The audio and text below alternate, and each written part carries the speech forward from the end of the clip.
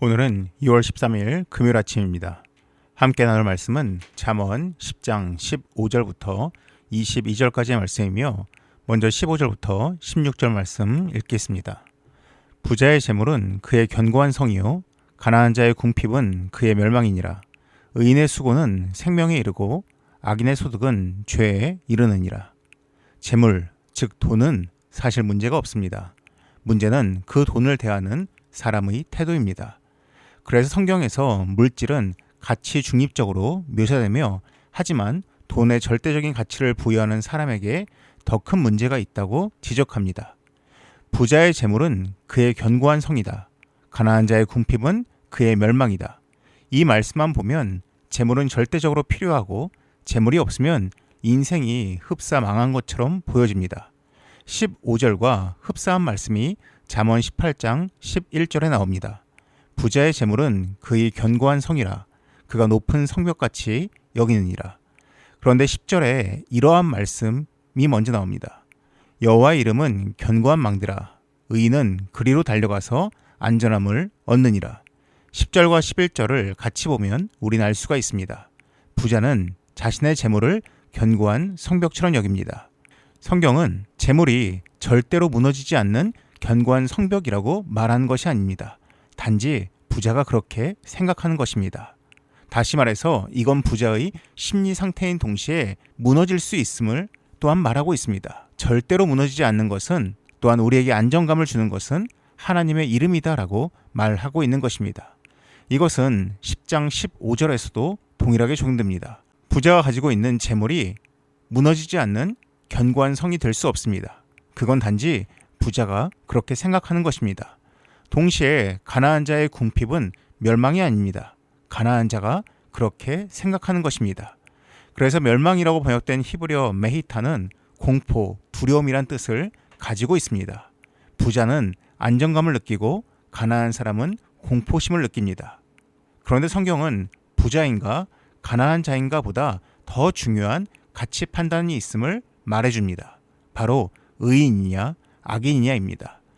의인으로서 얻은 소득은 그를 생명에 이르게 합니다. 반면 악인이 얻은 소득은 파멸에 이르게 한다고 언급하고 있습니다.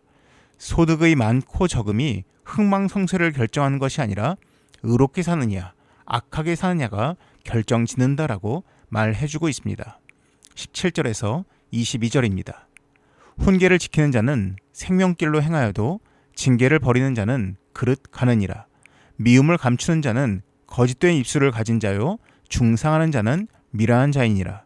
말이 많으면 허물을 면하기 어려우나 그 입술을 제어하는 자는 지혜가 있느니라. 의인의 혀는 수능과 같거니와 악인의 마음은 가치가 적으니라.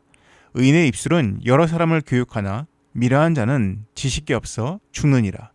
여호와께서 주시는 복은 사람을 부하게 하고 근심을 겸하여 주지 아니하시느니라. 이제 지혜자는 훈계를 하기 전에 먼저 주의를 줍니다. 훈계를 들으면 생명이 있고 그것을 무시하면 잘못 갈 수 있다고 이야기합니다. 훈계의 내용은 바로 언어 생활입니다. 18절을 보면 미움을 감추는 자는 거짓말하는 자이고 중상하는 자는 미련한 자다라고 나와 있습니다. 그런데 영어 성경 번역에서도 나와 있지만은 조금 더 정확한 해석은 거짓말로 미움을 감추는 사람과 중상모략하는 사람은 미련한 사람이다 라고 이해하는 것이 좀 더 맞습니다. 거짓말로 미움을 감추는 자는 속내를 감추는 사람입니다. 중상모략하는 사람은 자신만 아는 것이나 혹은 자신이 만들어낸 것을 펼쳐놓는 사람입니다. 감추는 사람과 펼쳐놓는 사람 둘 다 미련하다라고 이야기를 하고 있습니다. 또한 말이 많아지면 허물을 면하기 어렵다라고 이야기합니다. 반면에 지혜가 있는 사람은 입술을 제어한다라고 이야기합니다. 제가 종종 찾아 듣는 김경일 교수님의 강의를 잠시 들어보시겠습니다. 일단 여유 있다라는 이야기를 좀 풀어볼게요. 여유 있다라는 게 물리적으로 보면 느리다는 뜻이에요. 그러니까 여유 있다라고 하는 건 내가 마음이 조급해지는 상황에도 자기 페이스를 적절하게 유지하고 있다. 자기 속도를 유지하고 있다. 이런 뜻입니다. 기본적으로 자기 속도 관리를 잘하는 게 핵심입니다. 제가 이런 얘기 많이 하죠. 자꾸 조급하게 말하지 않으려면 어떻게 해야 돼요? 내용을 어수선하고 조리 있게 말하지 못합니다. 어떻게 해야 되죠? 다 마찬가지예요. 말을 천천히 느리게 하세요. 심지어 말을 좀 거칠게 해요. 제가 자꾸 못된 말을 해요. 어떻게 하죠? 말을 천천히 하세요. 제가 몇 번 말씀드렸죠. 세상에서 제일 힘들고 어려운 게 욕을 천천히 하는 거라고. 굉장히 재밌게도 인간은 느리고 완만한 속도의 언어로 좋은 생각을 많이 만듭니다. 그리고 빠르고 급속하게 전개되는 언어로 거친 에너지, 심지어 욕을 만들죠. 말이 많아지는 것 혹은 말이 적은 것은 결국은 나에게 지혜의 필터가 촘촘하냐 아니면 아예 없느냐에 따라서 결정되는 것 같습니다. 생각이라는 필터를 통해 나가면 말이 거칠거나 혹은 빨라지거나 많아지기가 어렵습니다. 그래서 의인의 혀는 가치가 있다라고 이야기하고 있습니다. 의인의 입술은 조리가 있고 설득력이 있고 지혜가 담겨 있기에 사람을 변화시킬 수 있으나 미련한 자는 타인을 살리기는커녕 자신을 죽음에 이르게 한다라고 말하고 있습니다. 그러면서 22절에 이렇게 마무리합니다. 여호와의 복은 사람을 부하게 하고 근심을 주시지 않는다라고. 부자에게 재물은 견고한 성처럼 느껴지며 가난한 자에게 궁핍은 공포처럼 느껴진다 하였습니다. 물질이 사람의 마음을 좌지우지하는 것처럼 표현했습니다. 그런데 하나님은 말씀하십니다.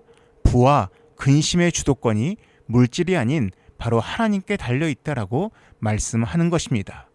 오늘 우리의 몫은 우리가 지혜 있는 자로서 또한 의인으로서 하나님 앞에서 올바로 서 있는 것이 더욱 중요할 것입니다. 기도하겠습니다. 사랑이 많으신 하나님 아버지, 하나님 부유함과 가난함이 우리의 안정감이 되지 않게 하시고 오직 여호와의 이름이 우리의 의지할 바임을 깨닫게 하시며 우리가 오늘 하루 지혜자로서 우리의 입술을 잘 주관할 수 있는 모두가 되게 하여 주시옵소서. 이 모든 말씀 예수님의 이름으로 기도드립니다. 아멘. 이어서 화면에 보이는 기도의 제목으로 함께 기도하시기 바랍니다.